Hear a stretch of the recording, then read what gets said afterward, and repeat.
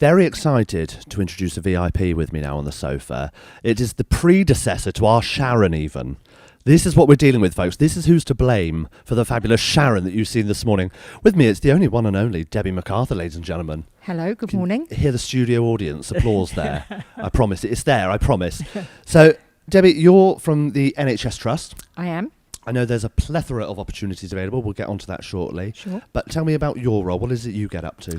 Okay, so I'm the Deputy Head of Apprenticeships within the Trust. Our trust is SNEFT, which is East Suffolk and North Essex Foundation Trust. We cover the North Essex Colchester area, and we also cover the Ipswich area, and we've got various community hospitals that we support too. My role is to manage the internal delivery apprenticeship provision. And that sounds a little bit complicated, but what it means is that SNEFT is an employer provider, so we're able to train our own staff and draw our apprenticeship levy down to pay for the cost of training our own staff. It makes perfect sense when you say it, doesn't it? Yeah, absolutely. So my role is to make sure that the education, training and assessment that we provide is of a high quality. I make sure that we are compliant with all of the government and Education Skills Funding Agency rules and regulations around what we should do. I also make sure that we're Ofsted compliant within our delivery, and just sort of basically keep everybody in line. This is it. I was about to say, so when you're not here at fabulous events, tucking into pastries and having coffee and speaking to lovely people that you've not seen in so long, what's a Monday? You're Debbie, you're going to work on a Monday. What is it I'm about to get up to? So I make sure that all of the apprentices are where they should be. I liaise with the staff who deliver the programmes, and we sort of basically make sure we keep an eye on all of our apprentices, make sure that they're progressing well. If there are any issues, we try and identify what they are. We'll put different interventions in place to keep them on track. And that could be anything. That could be work pressures. It could be personal pressures.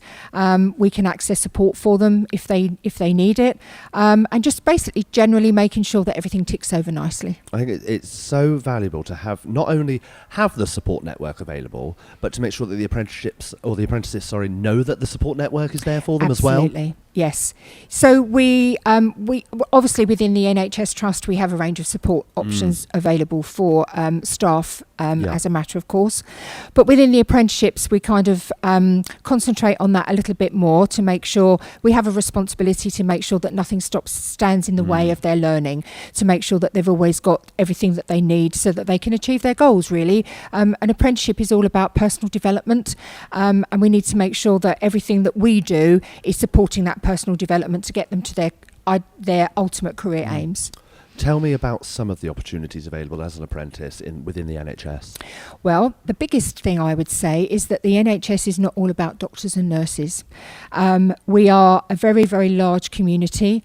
We are a very large scale employer, and as such there is a vast range from obviously working within the clinical and the patient facing services, but also IT, recruitment, administration, all of the porters, the what we call hotel staff, so the other support staff within the hospital, cleaners and all of that kind of thing, estates. We have engineering apprentices, we have carpentry apprentices, we have business admin, we have customer service. So a vast range. We're going to talk about the carpentry one later. I'm going to have to ask you about that later. Where can people find and apply for these opportunities? You know, is it as simple as searching for a job? What's the difference there? It is searching for a job because within the trust we have a policy where every job has the opportunity to be an apprenticeship. So you apply for the job and the apprenticeship runs alongside. So it means that we offer permanent jobs and training opportunities to support those permanent jobs. So the NHS, either NHS Jobs or the SNEFT website. I know you're probably not allowed favourites. Everybody says they're not allowed favourites, and I had one chap earlier said all of them, and I said that's political. I'm not taking that answer for anything. Have you got any favourites or any ones that mean anything special to you when it comes to an apprenticeship within the NHS? I think our healthcare assistants. healthcare assistants, I think, is, if I could say, a bit of an undervalued job. I think they do an absolutely fantastic job. And I think that what we are trying to do as a trust is to invest in their training and development. There are people that will come into the trust as a healthcare assistant who maybe quite like to tick along in that role. There are other opportunities for what we would call horizontal development. So that means they're not necessarily going up in their career path, but we can develop them in areas where they can help to support other people coming into apprenticeships through mentoring and coaching and that kind of thing. So I think for me, the passion is about bringing people in at a lower entry level and then seeing them grow and develop. You can come in as a healthcare assistant on a band 2 role and work your way through to being a registered nurse. That's amazing. The opportunities are endless. So you've touched on it there, and we're obviously aware that how valuable our NHS is at the minute. Without diving in too deep to that, obviously, recruitment is so important. Yes. Why do you value recruitment of apprentices so much? Because I think that they are a perfect opportunity for somebody to get where they want to go.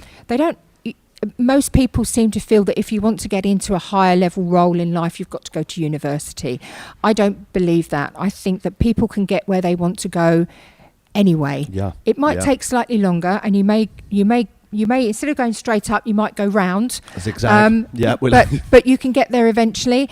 And I think also for me, the benefit of apprenticeships is that you do it in incremental stages. So you get to a certain point, and if you think, okay, I've got here, I'm not quite sure if I want to go to the next stage, you can stay where you are. You're not committed to a 3-year degree program, or if you're going to be a doctor, a 5-year or 7-year training program. You can stop at different levels and come off, reevaluate, and decide where you want to go next. I think that's so reassuring. And again, it's treating these, they are humans, they are individuals, and everybody's different in that sense. So it's about, accommodating that as a whole, really. Absolutely. So I want to know what advice you would give to anybody looking to start a career within the NHS. As I said, it's not just about doctors and nurses. There are lots of other professions. I think that get some good careers advice to make sure that the NHS is a huge employer, and therefore it means that you can move around within the same employer, but try different things.